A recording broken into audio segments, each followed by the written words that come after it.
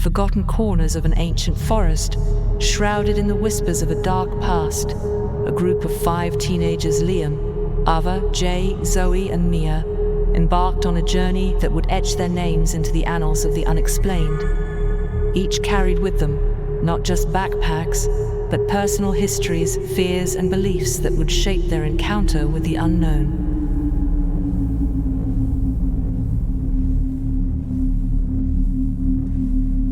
As they ventured deeper, the forest seemed to close in, warping time and space around them. The paths twisted unnaturally, as if redirecting their fates.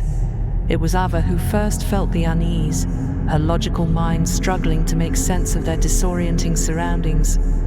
"This doesn't add up," she muttered, consulting her compass, which spun wildly. Liam, with a bravado born from a lifetime of sports and competition, scoffed at her concerns. "Relax, Ava. It's just a bit of disorientation. We'll find the campsite soon." But they didn't. Instead, as dusk cloaked the forest, they stumbled upon an old cabin, its very presence a contradiction to the untouched nature of the woods. It was Mia who hesitated at the threshold, her great-grandmother's tales of a cursed forest echoing in her mind. "There's something wrong about this place," she whispered, a distant fear in her eyes. Inside, the cabin was a time capsule of a bygone era, filled with relics that whispered secrets of their own. Zoe, her artist's heart sensitive to the unseen narratives around them, began to sketch the interior, her hands moving almost of their own accord. The images that emerged on her pages were disturbing twisted shadows and figures with hollow eyes. Jay attempted to lighten the mood with his usual quips, but the tension was palpable. "Maybe it's just the house of a really bad artist," he joked nervously, eyeing Zoe's unsettling drawings. As night fell, the cabin became a stage for the inexplicable. Objects floated, casting ominous shadows against the walls, as if gravity itself was a mere suggestion. Ava, her scientific mind reeling, tried to rationalize the phenomena, but her explanations fell short in the face of the impossible. In one chilling moment, a photograph on the wall changed, revealing a group much like theirs, their eyes hollowed out, mouths open in silent screams. Mia approached it, her voice barely a whisper. "My great-grandmother. She mentioned a group that vanished in these woods a century ago."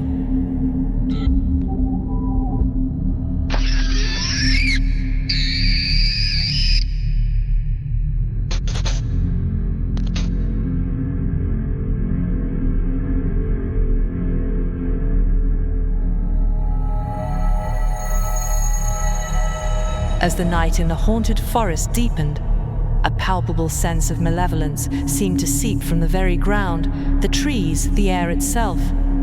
The teenagers, each grappling with their own rising terror, found themselves ensnared in a nightmare that defied all logic and reason.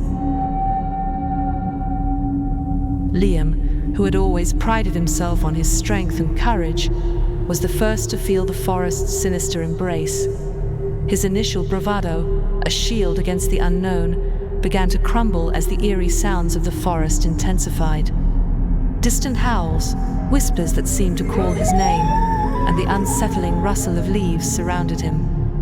Deciding to confront what he believed was just a figment of their collective fear, he stepped outside the cabin. The moment his foot crossed the threshold, the atmosphere shifted.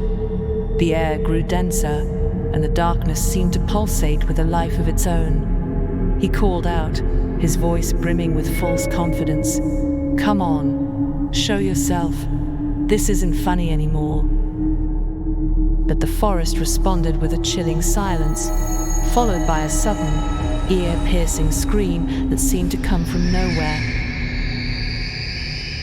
Liam's scream was cut short, his voice strangled by an unseen force, as he was enveloped in a swirling mass of shadows that seemed to materialize from the very darkness of the night. His last sight was that of the cabin, growing further and further away, as if being pulled into an abyss.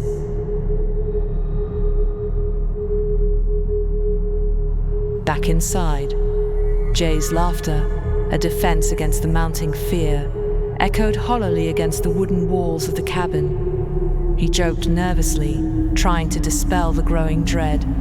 Liam's just trying to scare us, classic move. But his humor faded as he glanced out the window, his eyes widening in horror at the sight of the dark, swirling mass where Liam had been. Before he could process the sight, the shadows seeped through the cracks of the cabin, reaching for him with tendrils of darkness. His laughter turned to a scream of terror as the shadows engulfed him, muffling his cries and dragging him into the night.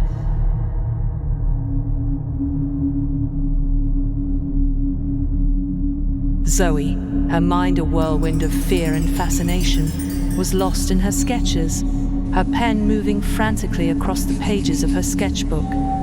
Each drawing grew darker, more foreboding, as if her hand was guided by an external force. Her latest drawing was a chilling premonition. Shadowy figures enveloping her friends, their faces contorted in terror. She looked up from her sketchbook, her eyes meeting the darkness outside the window. In a trance-like state, she whispered, "It's coming true." Before she could react, the shadows crept up behind her, their cold embrace pulling her into the void. Her sketchbook fell to the floor, the pages fluttering open to the haunting image of their fate.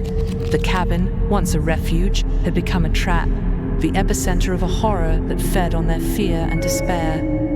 The forest, ancient and unforgiving, continued its eerie vigil, claiming each teenager, enveloping them in a story as old as the woods themselves. A tale of curiosity, fear, and the unrelenting grasp of the unknown.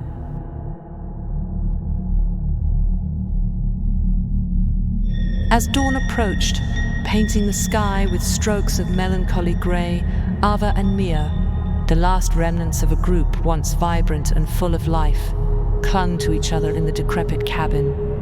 Their breaths came in short, sharp gasps, a symphony of fear and despair. Ava, her rational mind battered by the night's events, gazed into the encroaching light with a haunted expression. "Maybe some things are beyond our understanding," she whispered, her voice a fragile thread in the overwhelming silence. "But we can't let this be the end. We have to try to get out." Mia, her eyes wide with a mix of fear and resignation, nodded slowly. They stepped towards the door, their hands clasped tightly, as if their combined strength could ward off the unseen horrors of the forest. As they emerged into the dim light of dawn, the forest seemed to hold its breath. The trees, ancient witnesses to untold stories, stood still, their branches casting gnarled shadows on the ground. The air was thick with a sense of impending finality. Ava, her eyes scanning the tree line for any sign of movement, replied, "I don't know, but I know we can't give up. Not now, not after everything."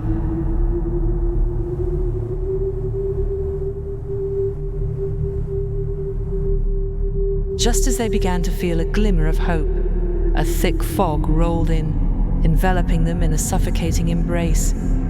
The forest transformed before their eyes, the trees warping into twisted figures, the ground beneath them undulating like the surface of a troubled sea.